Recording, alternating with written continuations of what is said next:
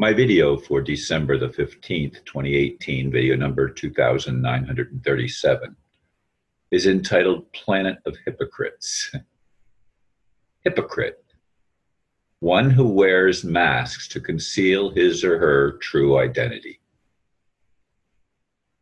Are we all hypocrites in one way or another? Is this by choice or simply because we have no idea who we really are? It was written, the world's a stage and each must play a part. The two areas where this hypocrisy is most blatant yet most hidden are religion and politics.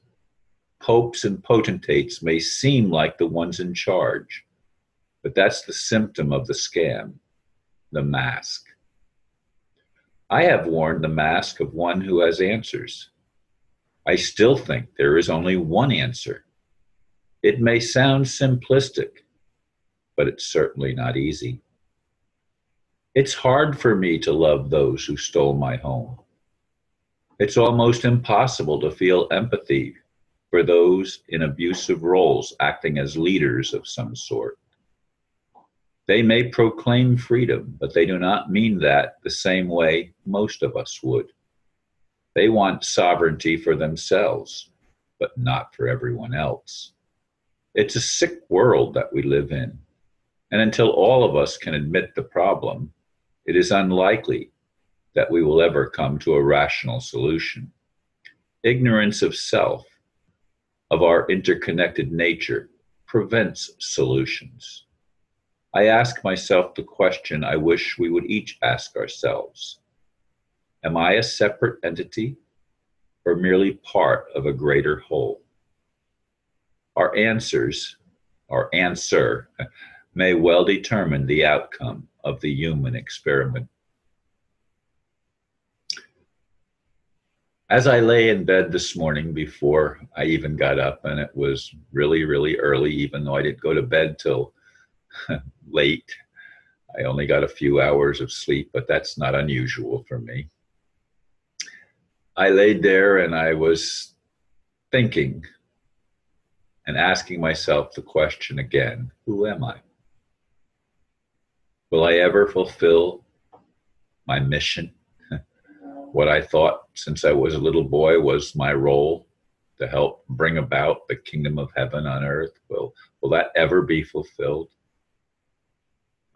And as always, I began to think of the areas where I fall short. Some of the most challenging situations that I've had in my life, I had to learn to forgive. Now, when my first wife told me that she had been unfaithful with my nephew by marriage and his teenage friends, I forgave her. And I guess that was giving her the green light to continue such inappropriate behavior. And finally, after a couple of years, I reached the end of the road with her and had to move away. And it wasn't till I let that go that I began to allow relationships with others. I have a female friend in my world right now who doesn't seem to allow, I guess she feels she's been, she married and she divorced her husband. That was her choice. And so she doesn't even allow any romantic relationship after that. She still wears the wedding ring and engagement ring from her first marriage. And that's a number of decades ago at this point in time. But the point that I'm making is not those stories, but rather to emphasize to myself, and I can't really fix anybody else. To myself, I have to address the issue.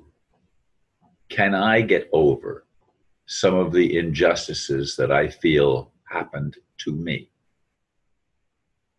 Can I actually rise to the place where I'm able to love enough to let go.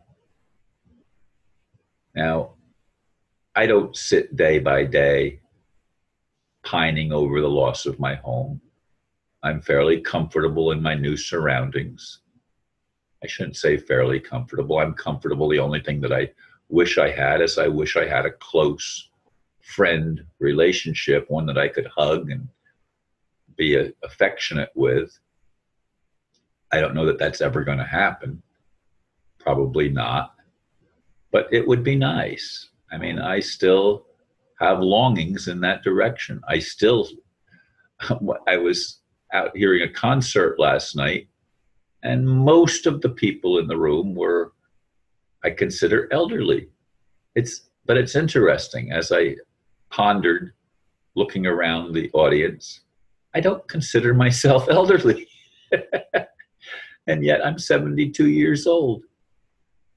I look at myself right now. I'm looking at myself on the screen, looking back at me, my image. The camera is taking my picture and reflecting it back to me on the computer. And I don't look old. You know, I mean, I may look old to other people, but I don't look old to myself. And except for some of the symptoms of numb feet as a result of my stroke, and that I've talked about in other videos, and some of my more limited capacities at this stage of my life, I don't think of myself as an old man. And I thought, I hear the train coming again. It's 2 trains within 10 minutes. I mean, I waited till the other one passed, and here's another one coming. Anyway, that's another, maybe most of you don't even hear that as I'm recording this. But I'd like to see humanity wake up. I'd like to see us recognize the fact that we have to work together, because if we don't work together, we're going to fall apart. Humanity, I mean, is going to literally have to disintegrate. Now you say, Ron, that's impossible because we're all souls and we live forever and we just keep having experiences. Well, at some point, we're going to have to come to the realization that this series of life that we experience as an individual self, that too has to be reconnected. We have to see it as part of the greater whole. I'm not just here as Ron Van Dyke, born in 1946. I'm here as someone who has had many names and different identities, playing different roles at different times, at different points in history. It's not all happening now, as some say. It's time. Time is not an illusion, though it may and has been called an illusion. It may appear to some, depending on their point of view, to be an illusion. But it is the real experience of our lives. I know I've said that so many times, and I'll probably say it again many more. This is our life. What are you doing with your life? Are you trying to be as authentic and genuine as possible? Or are you satisfied just simply wearing a mask and playing a role that probably you did not choose for yourself? I chose the role of being a whistleblower, a light shower. That pisses some people off. I understand that. But I have to point out the hypocrisy of virtually everyone, because we don't know who we are. I am love, and you are love. And we are capable of healing within ourselves and within the society. We need to have those capabilities accentuated more and more if we are to rise up and become all that we were created to be. Thank you for listening, and namaste.